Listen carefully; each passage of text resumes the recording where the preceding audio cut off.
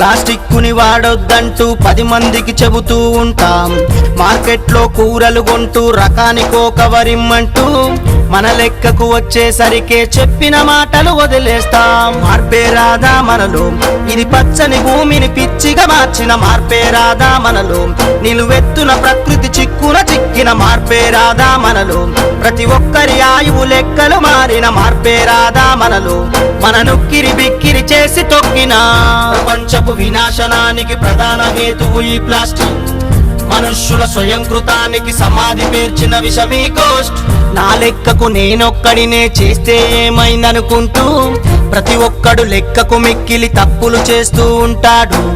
నీ హక్కను కోకిక ఎప్పుడు ప్రకృతి వనరులు అందరివి, నీ తిక్కల చేతలతో చెయ్యొద్దుర వాటిని మరి బలిమి.